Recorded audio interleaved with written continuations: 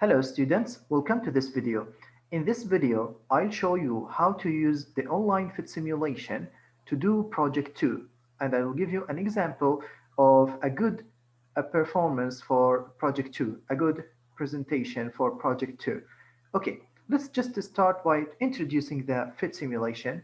We have this simulation here. We can see that there's 3 bottoms here. We can add as much charges as we want, positive ones and negative charges, no problem.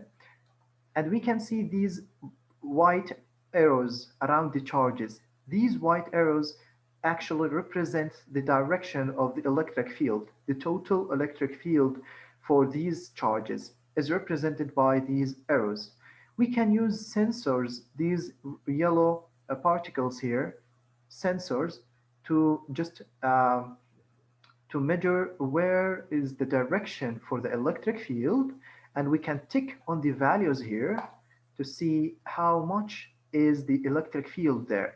So these red arrows of these sensors represent the strength of the electric field and the direction for the electric field, which will be in the same direction of the white arrows in the background. Okay, but we have numbers now. When we tick on values, we can see the numbers or the value for that electric field. Okay, we can just represent the voltage for these charges by adding some lights for that, and we can use the equipotential to figure out how much is the to measure the voltage, and we can draw a circle or some line here that we will introduce in the experiment and see what does it represent. Okay, let's start. Now I'll show you how can you present project 2 in, let's say, a standard way. The standard way to present project 2. Okay, so you start by like this. Welcome to this video. In this video, we are investigating the electric field and the factors that affecting it using an online simulation. In this simulation, we can add a positive charge to the simulation here, and we can see that there are white arrows in the background. Okay, these white arrows represents the electric field of that charge, represents the electric field for that charge. Okay, first of all, we need to use this device here called the equipotential to find a point that is its potential is equal to 4.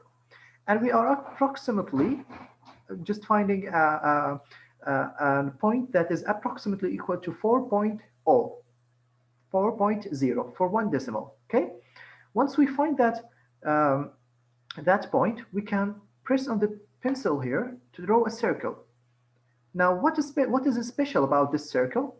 If we let's place the equipotential on several points on this circle. Let's place it here, exactly on the circle. We can see that the value for the potential is again 4.0 volt. Okay, let's place it on a second point here. You can see that it is the same, 4.0 volts. Okay, let's place it again here, 4.0, exactly. If we put it exactly, 4.00 volts. Okay, so this circle has the same value for electric potential. Let's place a sensor now to measure the electric strength, the electric field strength for that circle. Okay, and we tick the values to see that. Okay, it's now 1.77 Newton per coulomb or volts per meter, which is the units used to measure the electric field. If we just move it around the circle, we can see that it is approximately the same value for this sensor, and the length of the red arrow here is the same. Okay, so we conclude that all the points on this circle has the same or have the same voltage, the voltage value and the same strength of electric field. And this sensor here, the sensor here, is measuring the strength of the electric field and represent it by the red arrow here, the red arrow. Okay, let's find out another point with a potential of 6 volt. Let's try something like this, 6.0 volt. This one here, let's just draw another circle. Again, this circle or this line of the circle will represent the points that have the same magnitude of electric field and the same magnitude of voltage or potential.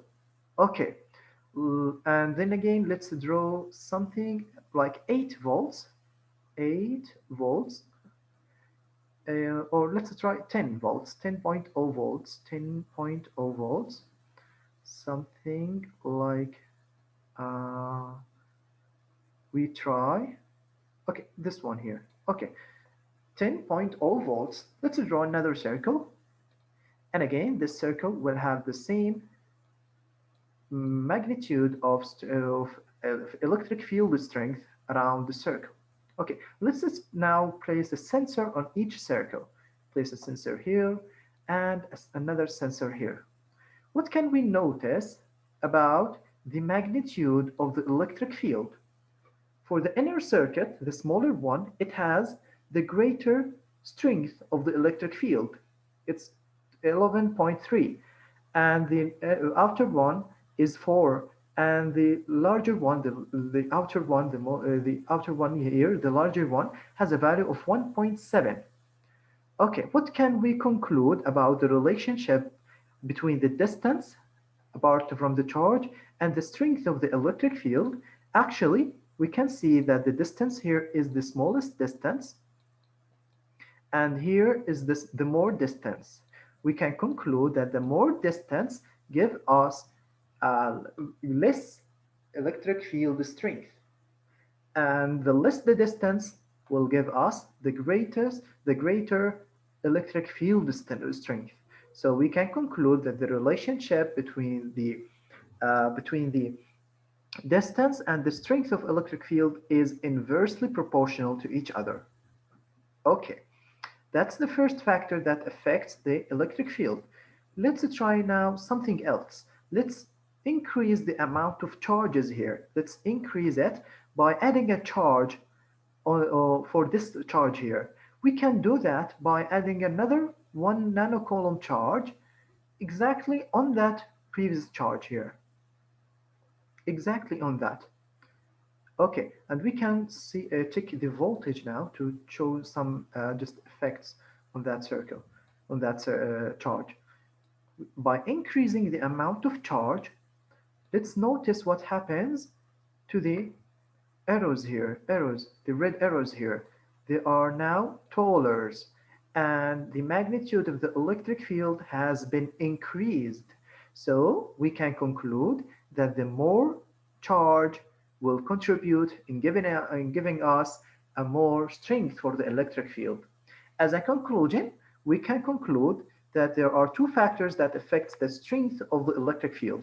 The amount of charge represented, the more charge, the more electric field strength, and it is a proportional relationship, and the distance apart from the charge. The more distance, the less for the electric force, the less the less force of the electric field, which means that it is inversely proportional to each other. Thank you very much. That's it, guys. That's how I want you to represent your project in a perfect way, in a standard way.